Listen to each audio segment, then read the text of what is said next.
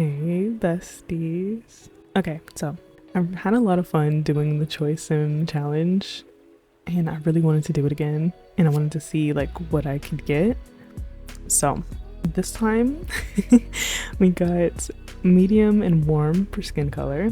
We got birthmarks or vitiligo for body details, thin lips for a specific feature, black eyes for eye color, bald or buzz cut for hair length and texture, and got platinum hair color.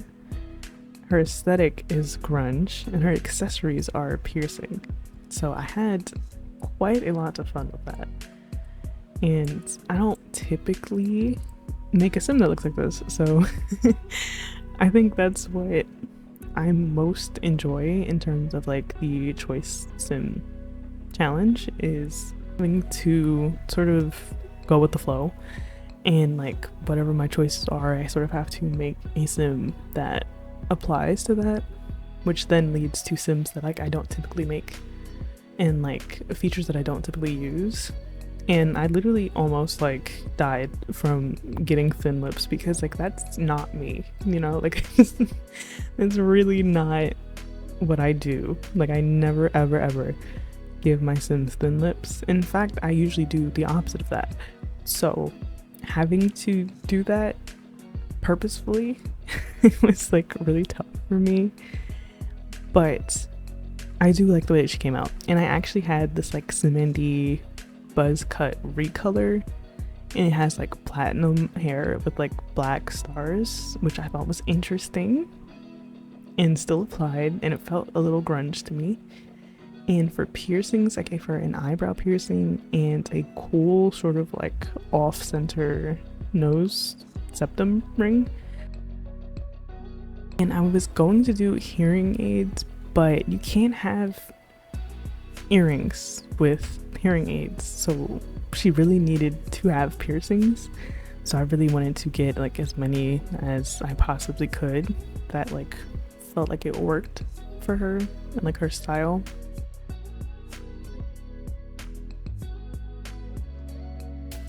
And I don't really give too many of my sims vitiligo because I feel like, I don't know, like it's a rare skin condition, so I don't want to overuse it, but I also don't want to underuse it. So I definitely like to throw in like a vitiligo sim here and there, and I was really glad I was able to like do it again.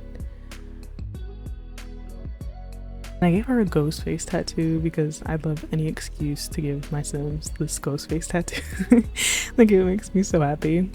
And she's grunge, you know, like of course. I feel like that makes sense to me.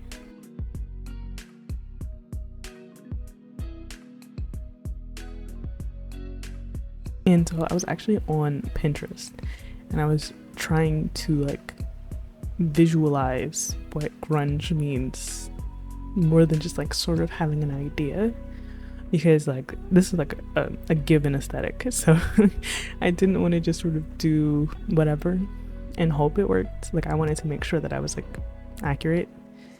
And I really love this first everyday wear. I think it's really fun, and I love the purple and like the layers. I really love layering things now because I got a bunch of like accessory tops, and they're really fun and I really want to use them more.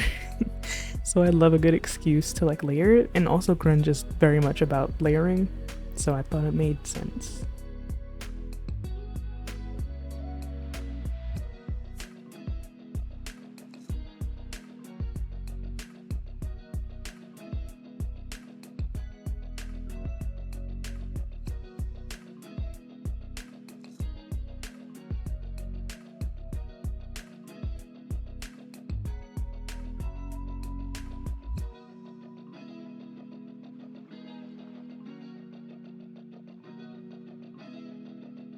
And also I appreciated that grunge wasn't just like black, because like when I think grunge, I think, I don't know, more like a goth grunge.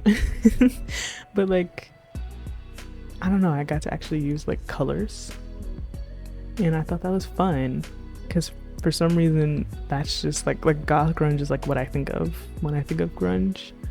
but I was able to like look on Pinterest and see a bunch of like ideas of like what grunge could be. And I really wanted to use the Bella Goth shirt so bad. And I thought that was like perfect. It had like the distressed look, but it was also Bella Goth, which you don't get to use Bella Goth stuff very often. So it's really a very nice excuse to get to use it.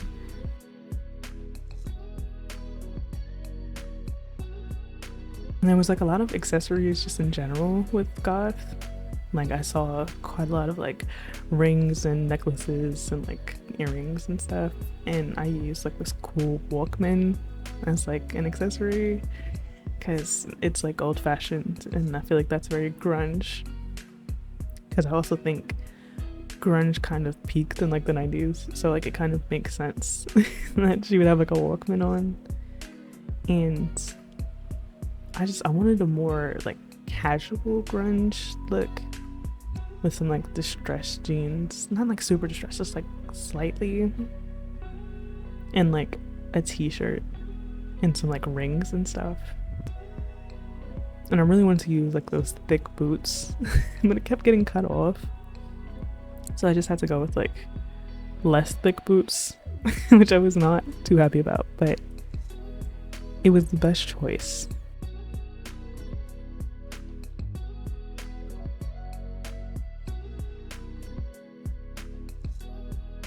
And I wanted to do like a dress as like her last outfit because there were some like grunge dresses, but like not a lot, some but definitely not a whole lot. And I don't really know if this one is still grunge. I tried to like layer it to add to like the grunge effect, but like I really don't know. I'm not really too sure. But I really liked it, so I did it anyway, but I don't know how accurate this is. I tried to like accessorize around it to make it accurate and like give her like fun makeup and stuff, but I don't know if the dress itself is actually grunge, so I don't know. And I really wanted to give her like a hat of some kind. I was considering the bucket hat, but I didn't know if that was grunge, so I went for like a beanie instead because that felt more grunge, almost skater.